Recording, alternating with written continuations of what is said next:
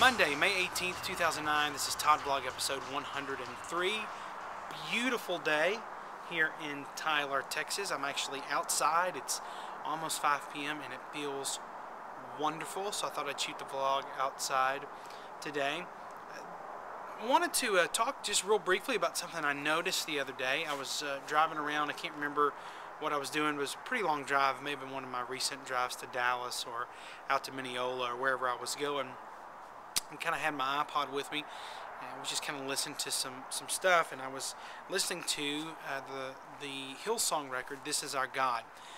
This is not the newest record, because I think there's one just about to come out, but I guess it's the most recent one. And this had Desert Song, and had "This Is Our God" and "Run." It had a lot of great songs on it.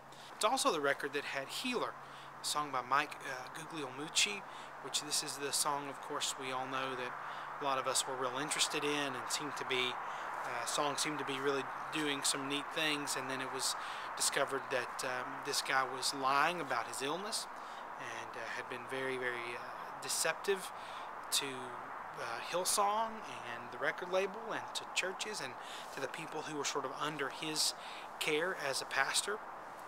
And so as I was listening to the record, and I'm certainly not the first guy to talk about this song now, because I know recently I saw some blogs and things, people asking, who was doing the song, who still did it, But here's the interesting thing, and my thoughts weren't anything about whether or not the song is anointed, because my thinking is beginning to change about what that means when people say a song is anointed. But that's not what my thought was about the song. What I noticed about listening to the song is that when you're hearing Mike sing this song from the very first, he's singing it very passionately. It sounds so sincere. He sounds like he's tearful that he's singing those things with possibly even his last breath. He's very emotionally invested in what he's saying. And so as I was driving, I really did feel like that was a real conviction for me, because I think that song, especially recorded in a live setting or even watched on the DVD, I think it should probably be a warning to all of us as worship leaders, is that sometimes emotion can really carry a song when maybe there's nothing else. I think that song sort of highlights that if we're emotionally connected, if we're being emotional, if we're sort of letting our feelings all hang out in those songs, which is not necessarily a bad thing, but if we're doing that, sometimes emotionalism can cover a multitude of sins. Sometimes that can carry a song and can make a song still seem powerful. That's the interesting thing to me, is people talk about "Healer" being a song that's anointed. I don't know if it's a song that's anointed. I think it's a song that's just emotional, and I think we have to be real careful about how we label those things.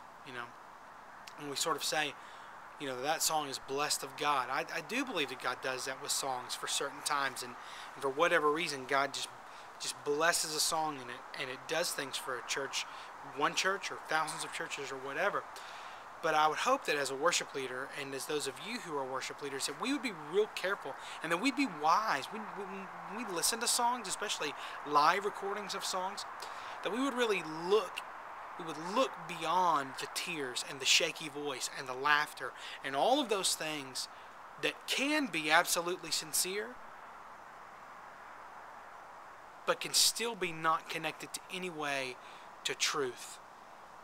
Still, they can be completely disconnected from anything that's of eternal value.